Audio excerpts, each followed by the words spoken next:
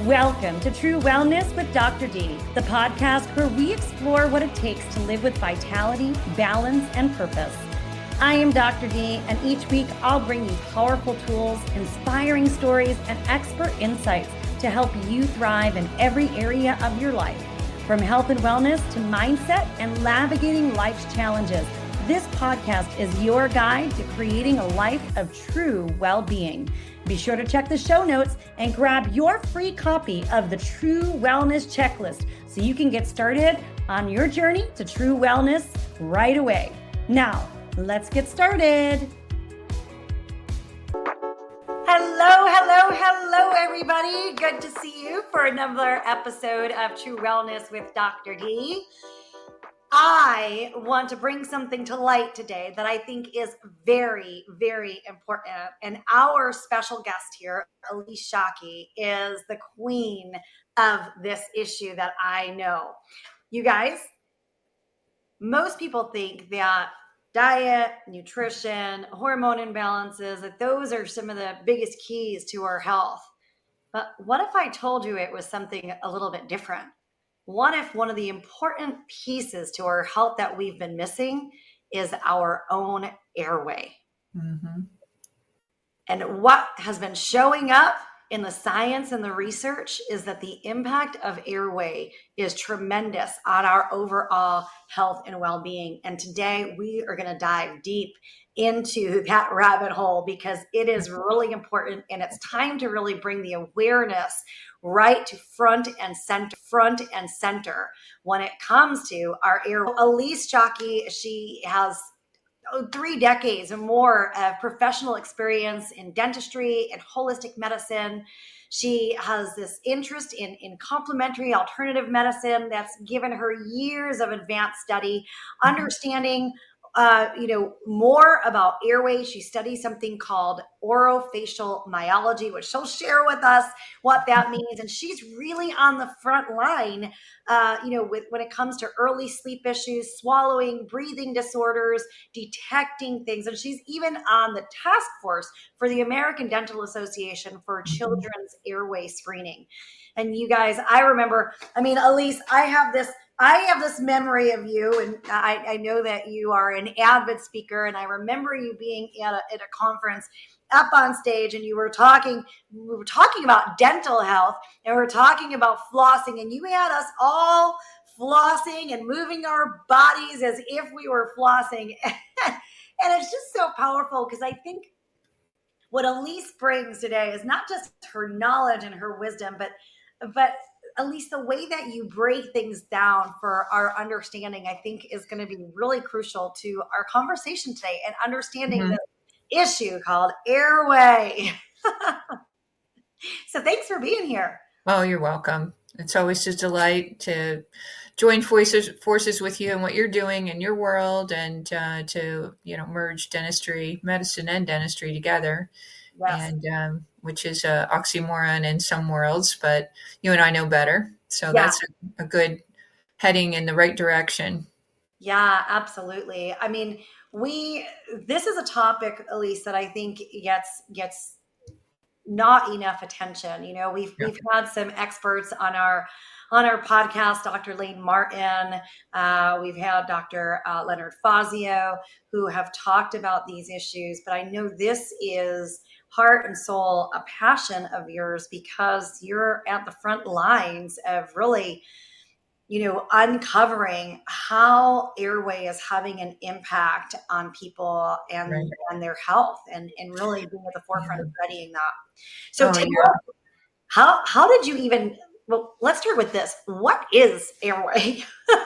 Well, that's a good question. After being in dentistry as a dental hygienist for 42 years, and I had not really heard much about airway issues like I have now. I'd say the last 5, 6, 7 years, it's become more of a topic that more dentists are taking a look at. One of the reasons is because we have so many adults that are snoring, grinding their teeth, not feeling rested, and it's impacting their world. And there's so many Band-Aids that are put on, CPAPs, night guards, things like that, that are just, addressing the immediate issue, but not getting to the underlying root cause. And so when we talk about airway, it's the volume of space going down the back of your throat. Okay. And one of the easiest things to do, believe it or not, is just get in front of a mirror, open your mouth, just kind of normally, Wide open. Yeah. wide open. And how much of the back of your throat can you actually see when your tongue is just at rest? And Okay. you can see down in my airway. If your tongue is blocking it, and I'll see if I can do it, fake it. Yeah. Right. So everyone who's listening, you can go ahead and You got to block it with the back of your tongue, then you're reducing the amount of air that can get down to your throat normally. yeah. So our noses were meant for breathing and our mouths were meant for eating. And when you get those two mixed up, it's a problem. So ideally, you should be breathing through your nose all the time. Your tongue should rest comfortably up in the roof of your mouth, not down low behind your lower front teeth. Yeah. And you're getting good volume of air down into your throat. Now, what happens when you have it blocked, because the tongue's in the wrong position, and the tongue is such a huge muscle that it forms the face, the teeth, and so it can do a lot of damage. But if we use it in the right way, it can do a lot of good. So it's just figuring out at what point in life to intervene. So we look at the airway and we try to address how can we best work with a patient, but it also involves is any of the tissue underneath the tongue too tight or under the lips too tight? Yes. Which will challenge how the tongue functions, how one is able to keep their mouth closed, breathe through their nose, and get the full amount of oxygen that they need, especially at night when they sleep. So if you're laying back and your mouth falls open and you're snoring, it's disturbing your sleep. You never really get to that full REM sleep. Right. And so night after night, that affects you. And you're not always in the best of moods and not functioning as well. Yes, so you're in that fight or flight state too, right? So you kind of stay stuck in that sympathetic mode. Yes. And it's there's no supplement or vitamin or food or whatever that can really change that volume. It really has to do with therapy, exercises that go hand in hand with a dental diagnosis of if they're tongue-tied or lip-tied. But not always. You don't always have to have either of those to benefit from my therapy. Yeah. So who knew, right? Like who knew the tongue ends up being like one of the most important things in the body, and who knew that there was so much that we could actually do with our tongue. So, I mean, give me some more color around this. So I know you said, your tongue placement is really important. How do we ensure that we're putting our tongue in the right spot? Well, that's a good point. And I'll just take myself as an example that when I was a kid, I had very crooked teeth and I sucked my thumb. And I didn't realize until I got in this world of orofacial myology that those were actually symptoms of me figuring out how to breathe. So if you think about thumb suckers, they usually place their thumb right on that spot behind the upper front teeth, which is a place where epinephrine, norepinephrine, dopamine are all getting released. And so that's a feel good. So that's why they want to continually put their tongue in that position. So, or their finger or their thumb or, their fist or whatever they decide to use for their compensation. And then what that does is it starts to form the shape of the mouth because the tongue's in the wrong position. And because it's so strong, it'll use the lips and the muscles and the tongue to push teeth. And then we say, oh, this kid has crooked teeth and they need braces. So, but not understanding what caused the teeth to be crooked in the beginning. So you can go ahead and put the orthodontic braces on for a year, 2 years, whatever, and maybe even repeat it once or twice. Because the teeth have relapsed and gone back into a position where they were before, because the habits of the mouth and the muscles have not changed. And I'm a case in point. You can see I used to have beautiful straight teeth, and it can see all the crowding. And a lot of that was my own compensation patterns of how I swallow. And I'll see if I can do it to show you what I was doing now that I've trained myself not to do it.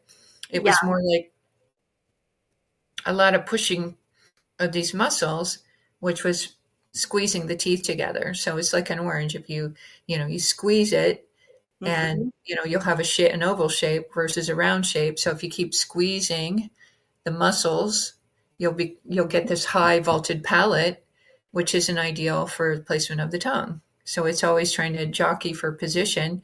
And often, when someone is tongue tied, their tongue will actually come forward on the swallow instead of back.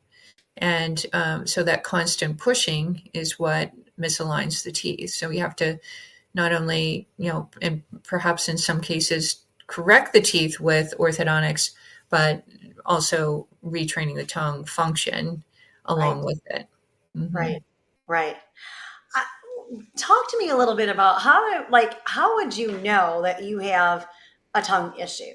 So as adults, as children, Mm-hmm. what are we looking out for?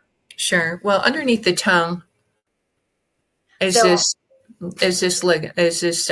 it's called a frenum, and it's an attachment. It's kind of like the webbing between your fingers. You have what you have. yeah, So maybe you are a person that has only this much space between your two so fingers. a little bit of space, so Yeah, and less so time. like that could affect how you use your hands. And same way underneath your tongue or up underneath your lip, there's an Hmm. attachment up into here Hmm. and on the sides.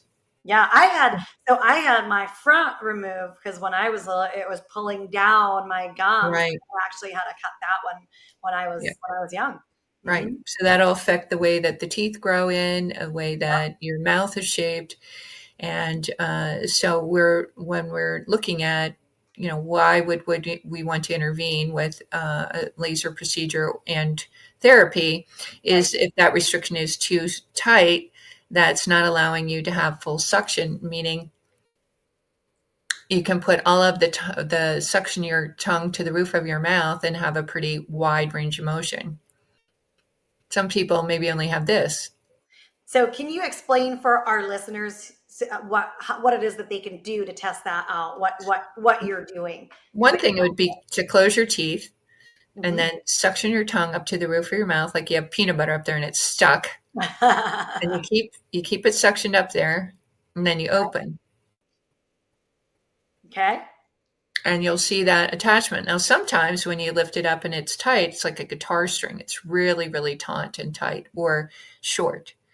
And but that's not always the indication. So then we go into what are some other things. You have neck tension, shoulder tension, forward head posture. Can Hmm. you lean over and touch your toes easily? Are Hmm. you snoring, grinding? Hmm. You getting up to go to the bathroom a lot at night, things like that. And so for children, a really nice validated screening questionnaire for children and adults. So it's mostly designed for children that your listeners can have a complimentary questionnaire to take. And so anyhow, it gives you an indication of out of these different what we call parasomnias, which are things that contribute to why a child would not breathe or sleep as efficiently. So things like bedwetting, night terrors, sleepwalking, sleep talking, periodic limb movement, restless leg syndrome, uh, not feeling rested when they wake up in the morning, very agitated during the day. Some kids have ADD type symptoms. And as we know, sometimes it may be just a label on them, but nobody's noticed that they actually don't sleep well. And so it can contribute to a number of things. And that's why the questionnaire that I like to have parents take is one that asks the questions about those specific parasomnias. Some questionnaires do, but most don't ask uh, the significant number, and it's about 11 of them that we'd like to take a look at and evaluate. So that's where I would start. Let's see, where a child falls into what category. Are they kind of normal? Are they caution range? Are they high risk range? And then that's a kind of a milestone that we can then use to give to the dentist or the pediatrician to say, we kind of are seeing a tendency here toward. You've mentioned tongue tie or lip tie a couple of times. What can you describe for our listeners exactly what that is? Stay with us. We'll be right back. Hey, this is Dr. D. I just wanted to remind you that you can get started on your True Wellness journey. Go ahead and check the show notes and grab a link to the True Wellness checklist. Now, let's get back to the episode.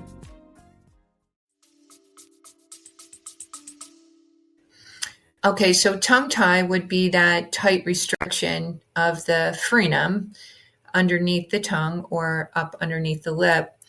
And what is typically done is a laser procedure that releases it.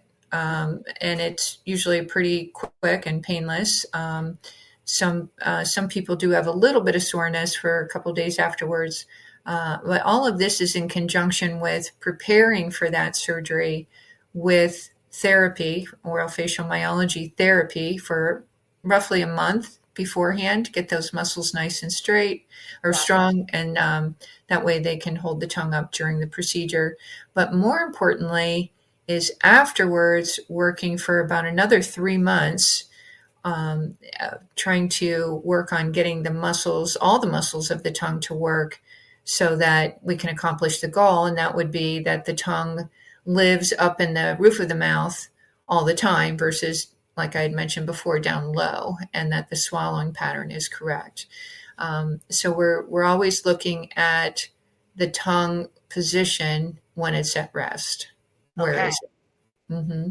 So where is your tongue, everybody? Where is your tongue right now as you're just restfully sitting there? Pay attention to what's happening with your tongue. Tell me, Alyse, so I don't think we've just defined orofacial myology. So Okay. I think we've kind of skirted around it. Can you explain for us exactly what that study is? Sure. So O-R-O, is the around the mouth, and facial is the face. So the muscles around the face, myology is study of the muscles. So it's repetitive motions therapy that retrain the tongue what it should do. I'll give you an example. Some people think they can't curl their tongue like that. They go, Like a little hot dog bun. like they can't do it. But in theory, everybody actually can. Uh-huh. So what we do, even in the beginning, if because of that restriction not allowing them to fully curl, is we can even simply have them blow over their tongue, and you can see it'll start to bring that those sides up just a little bit. Yes. And if that's all we get in the beginning, and then we work more and more and more, then the release is done, and then we're able to eventually get them to a point where they can do that. I've had patients that can't blow up a balloon, that can't whistle, have a hard time swallowing pills, and then eventually they can, as we train the muscles repetitively each week to get stronger. There's 8 muscles of the tongue, and when you're tongue-tied, you only use pretty much the front muscles, and the muscles in the back closer to the throat are the ones that are the weakest, and that's why you end up having a smaller airway, because those guys are lazy. So we want to wake them up, train them what to do, get the airway wider, and later in therapy what we do is humming. If you hum where you're humming in the back of your throat, not through your nose, but and I usually have them do happy birthday. And you'll feel that soft palate, the part of the skin where that little tag hangs down. It's called a uvula. You'll see that and feel that move up and down, or simply roaring, ah, ah. And you can see how that moves up and down. Ah, ah. And it gives you a bigger airway right out of the gate.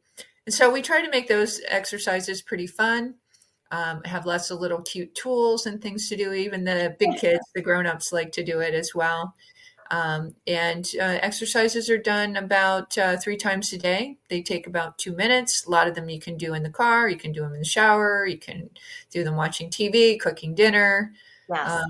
And some of them do have props, but it's not anything that's extensive or hard. In the beginning, it seems like it's hard, but I have kids that get on the next week and they can do it no problem. So I bet the kids, they start to enjoy all these tongue practices. I mean, hey, we go to the gym to build our muscles. Why aren't right. we building our tongue muscles? Right, exactly.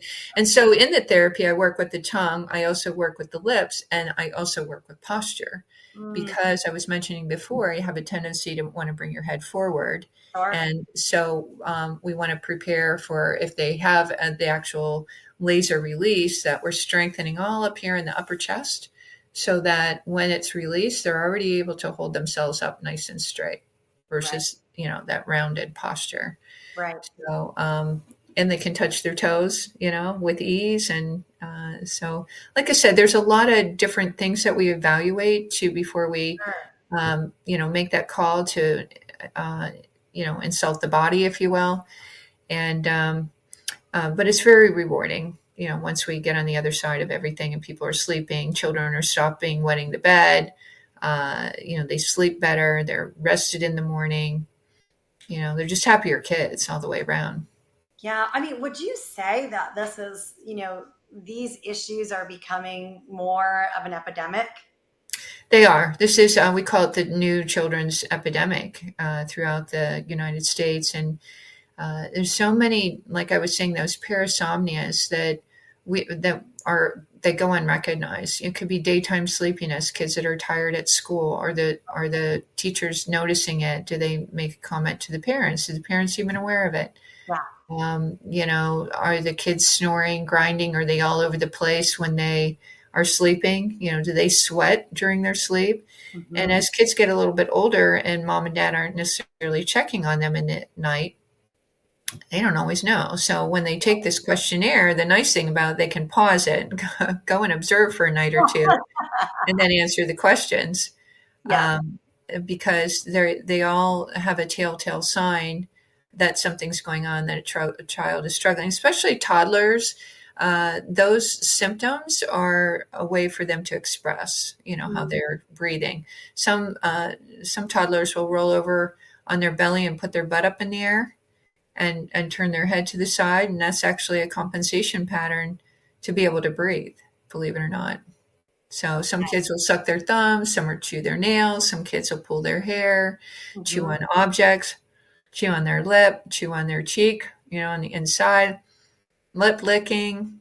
There's just so many different little idiosyncrasies that they do to start compensating. And the funny thing, though, I think, Alyse, is that most of the time we're just told kids will grow out of these different behaviors and these different patterns. Yep, they really don't. And interestingly enough, that is a title of one of my lectures. They'll grow out of it, and recognizing early signs of childhood breathing distress. And so as a dental professional sitting chairside, there are just so many things that you hear the dentist telling the parents, like, oh, they'll grow out of it. They'll grow out of the grinding, the snoring, all that.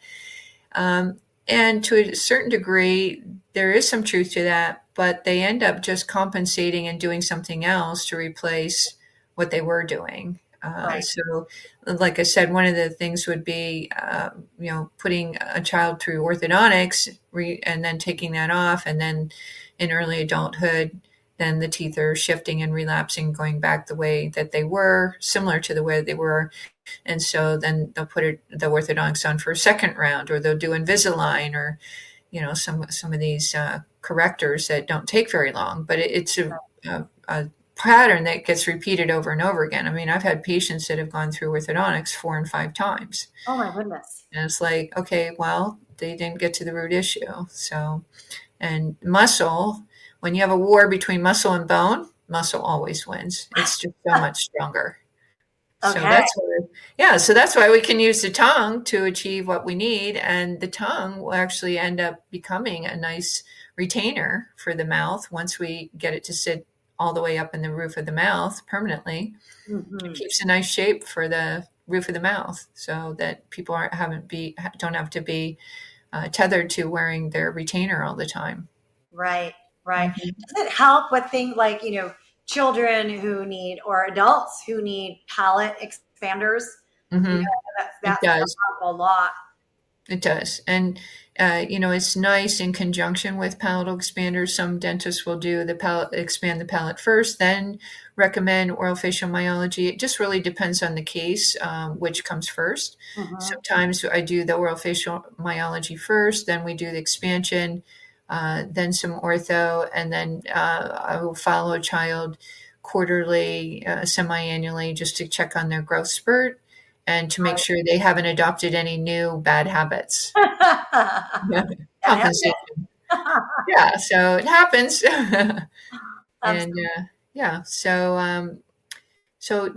oral facial myology is becoming more of a household name, and more dentists are recognizing that they need to partner with someone like myself. Yes. And the beauty of what I do is I work virtually because it's like, where do I set up shop? It's going to be too far for somebody. Yeah. And I've just discovered that virtually is a lot easier and friendlier, especially on a family when they have children and sports and homework and dinner and all of that stuff. So it saves them a trip across town, and that it ends up being really good. I mean, sometimes I'm seeing families in the car at soccer practice, in the parking lot. So it's amazing all the places where they show up on video, but That's we get her done. We get it done. Yeah, So it's a new world out there. yeah. How did you come across this pathway? Having started as a dental hygienist, how did Mm. you make your way to orofacial myology? That's a good question. Well, I started out learning about naturopathy. I trained to become a naturopathic practitioner, and in there we had a lesson on tongue diagnosing, and I thought, okay, they never taught us that in school, and I just thought it was a lot of hogwash, basically. But they allowed me to use my clinical hours while I was working as a dental hygienist, just kind of observe in my mind and report what I saw. And so there's so much pathology that's on the tongue that tells us a lot about what's happening in the body. And so I became a lecturer on the topic. And then I ran across some people that were in this field of orofacial myology, and they were talking about function of the tongue. And I thought, Huh. wait, there's more? And so I started investigating that, and I was looking for something different to do in dentistry. And so I went and studied it, and it took me a little while to feel confident to hang my shingle out. And I finally did. And I started out in a brick and mortar practice, and then just by default with COVID and so forth, like everybody, we just learned how to go Mhm. online. And I never thought we could do that, but it allows me a lot of flexibility in my schedule and so much easier for the patients. Yeah, absolutely. Mhm. Yeah. Absolutely. Tell me a little bit about, I know you're a huge fan of this YouTube video called Finding Connor Deegan. Oh yeah. Tell me about that video. Why Well, is it important? it's just a really heartwarming story of a young boy that was diagnosed with ADD, and only to discover, mom was very, very savvy and kind of pushed for answers. And it wasn't until the dentist recognized that he had a sleeping problem, breathing Hmm. problem. Yeah. And so once they intervened with that, she had a new kid. And he began to thrive and, prosper more in school, and just, his personality and things like that. So some of the Airway groups have adopted his video that's out there that was made by his mom. So uh, I encourage you to watch it if you get a chance. Have a little tissue by nearby, because It's it's a fun. sad but good story, And so there are a lot of Connor Deegan kids out there that just really don't know how to get better. And one of my now friends is a school psychologist, Dr. Marcia Luganbiel, who designed the sleep questionnaire that I really like. Beautiful. And she had a son like that, that they didn't know what to do with him. And it wasn't until he was, I think, almost 18 that the dentist discovered that he wasn't breathing right. And so Wow. they did some, back in the day, that's when they were still taking tonsils out. And, they were literally blocking his airway. And so once he could start to breathe better, he just became a more productive kid and could think better. And now is some big executive or whatever. So anyhow, she got to thinking like, wow, as a school psychologist, I wonder half these kids aren't, sleeping well, and that might just be the problem. And so she went back and designed this sleep questionnaire, and now it's out nationally. And we're hoping that, American Dental Association will take a serious look at it. And, but, dentists can use it, orofacial myologists can use it, pediatricians. It's not limited to any particular profession, but it Right. gives us a general screening. It's not a diagnosis, but it does give us a general screening as to what are we dealing with here and how could we move forward and recommend what to do. Right. Right. Mm-hmm. Because I mean, yeah, like we started out with saying in the very beginning, this is, I think, one of those hidden things that no one's talking about. And yet there's so many different impacts that if we can start out with something as simple as a questionnaire to be like, oh, okay, maybe there is a sleep issue here. Right, Like right. that is a place to begin. What about for adults, who are having, snoring and sleep apnea and all that stuff happening? Mm-hmm. Yep, a lot of that is still the tongue function. And a lot of times, unfortunately, adults are tongue tied. They're just big kids that were misdiagnosed as a child. Would it be more ideal to have caught it when they were 5? Sure. But I always say, at least I can help you so you can finish well, whatever it is that you have left of life, Right. and get a better quality of sleep and function, and just knowing that at least you were caught at even whatever age you are, and we can do the most that we can with what we have. Right. So a lot of success stories, of adults. So it's not that it's hopeless or you're too old, or so I would say my practice is about half and half, adults and children. So, and I love what I do. It's just so rewarding, and I ended up kind of by default getting on the American Dental Association task force that they put together, based off of a proposal that was put out in 2017. Saying that we really need to start addressing it, and how do we go about training dental professionals how to screen for this airway problem, because it's still very unknown. Yes. And so I'm on the screening committee where we've designed some questions for the parents to answer chairside, when they're at the dental appointment with their child.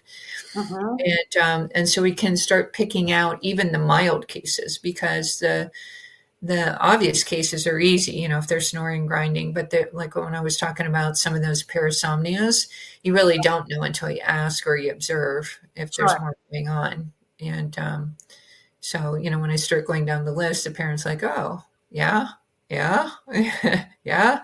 And it's like, okay, well, it's not always just if they're tongue tied or not. So, Understood. yeah. It's like a whole new world as we start to, look for different things and understand different things. We're like, wow, there is a little piece that's over here that contributes to all these other pieces, Right. when it comes to our overall health. What would you say are some key things? So if people suspect that there is an airway problem, what should they begin doing? Well, one of the things would be to start asking your dentist, and see if they know about it, and or do your own research out online about airway. And like I said, there's some things you could look at on yourself. Do you have a tight attachment? Is when you look down your throat, is it kind of small back there? Are you snoring? Are you grinding? These are all indications. Do you toss and turn a lot when you sleep? Are you getting up to go to the bathroom a lot? Mm-hmm. So and how do you feel overall? So some of the things that they could do is start of being a detective and answering some of their own questions and observing what they're doing and finding a dentist in their area. An airway focused dentist would be Yes. one of the Google searches.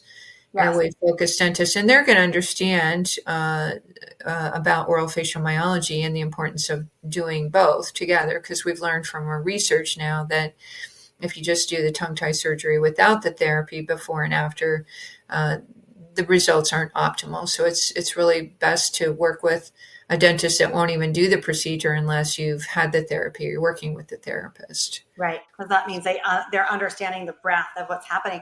What Right. is the difference between oral facial myology and myofunctional therapy?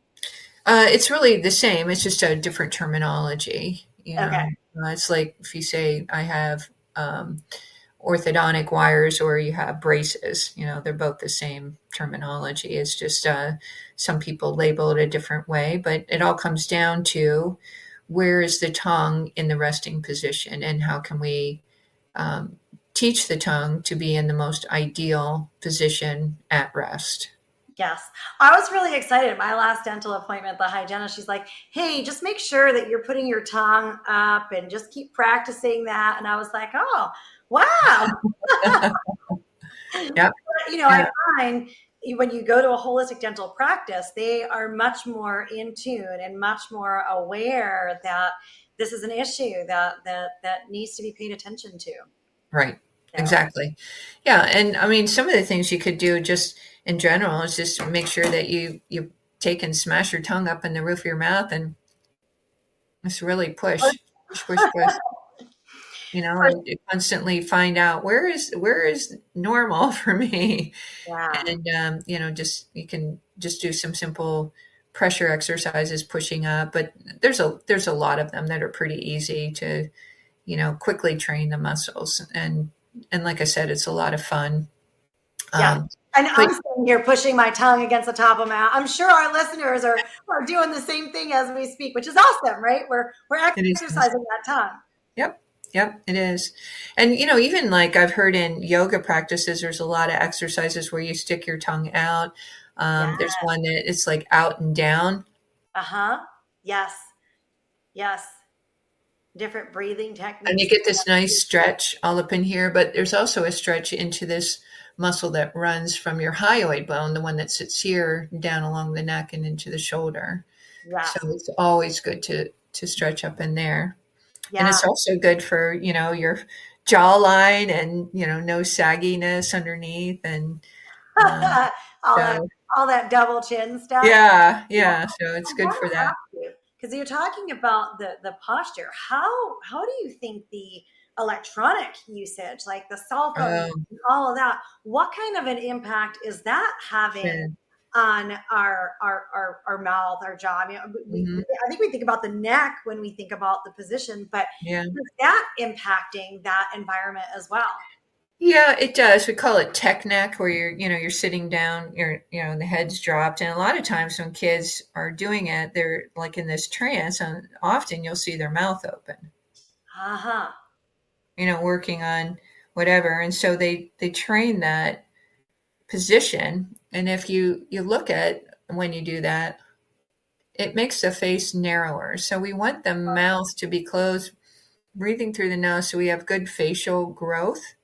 And you can see from my face, it's a little narrow, just because I was one of those kids that had orthodontics, it relapsed. I was snoring, and I had some other spinal problems that resulted out of incorrect alignment that we didn't know was a result of the way that my teeth were coming together. Right.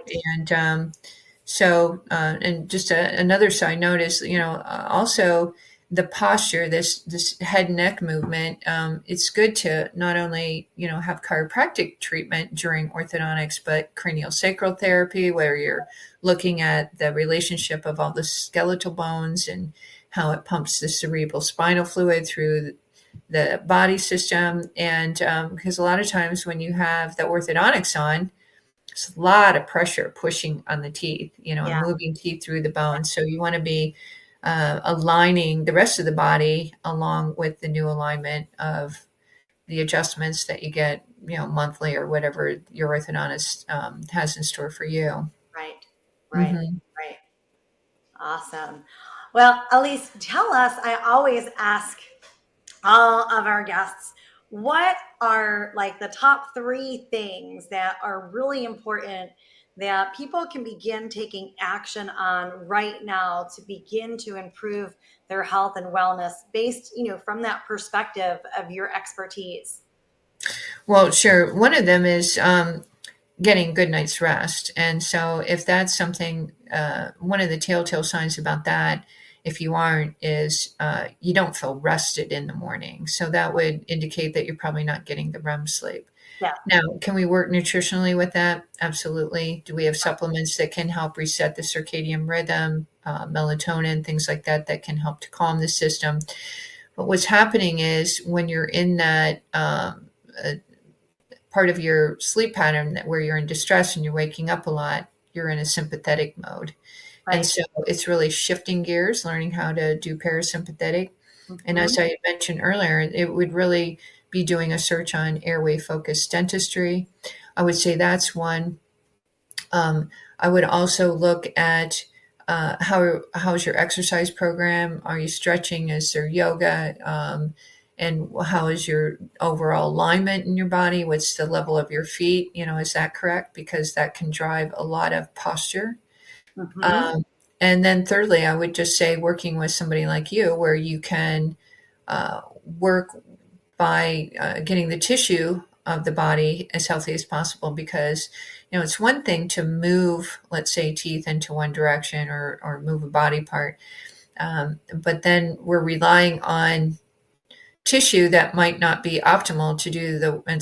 the work of supporting and nourishing the body. And so a lot of times people aren't just in the most optimal health that they could be in to Mhm.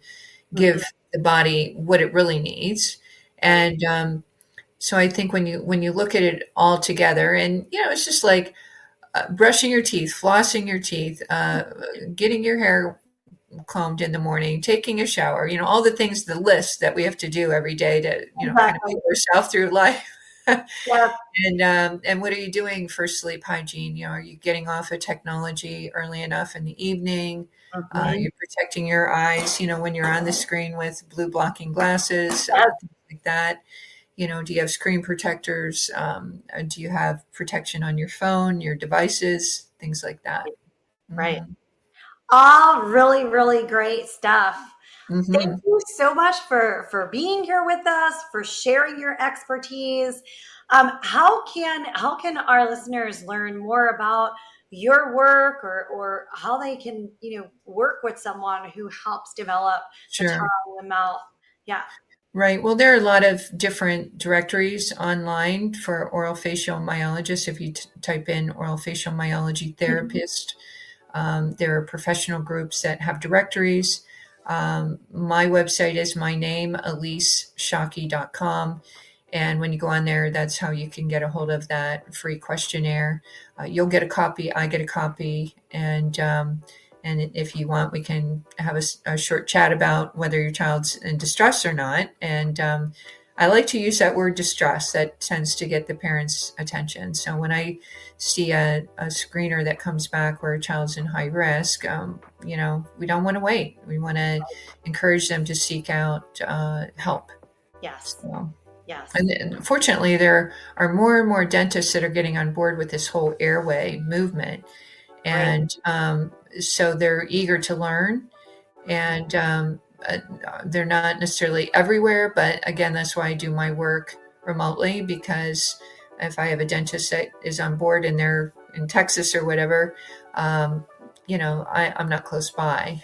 But I can be when I see their patients virtually, and Yes. works out really well. Yes. So, I love that. Well, thank you so much. And for all of our listeners, the links and the information will be in the show notes. So be sure to check out the show notes. If you're just listening, check it on whatever podcast platform you're listening to. If you are watching us on YouTube, then it'll be in the YouTube notes as well. So thank you, Alyse, for being here with us today. And everyone, happy breathing, and stick that tongue up to the roof of your mouth and put some focus on it. Thanks, Dr. D. You're awesome. Appreciate you spreading the word. Yes, thank you for all your great work in bringing this out and making it people aware of it out in the world. My pleasure. Thank you. This is Dr. D reminding you to tune into your body, connect with what matters, and embrace the journey to true wellness. If you enjoyed today's episode, be sure to subscribe, leave a review, and share it with someone who's ready to redefine their health. Be sure to grab a copy of the True Wellness Checklist right in the show notes. Let's keep redefining wellness and empowering change together. See you for the next episode.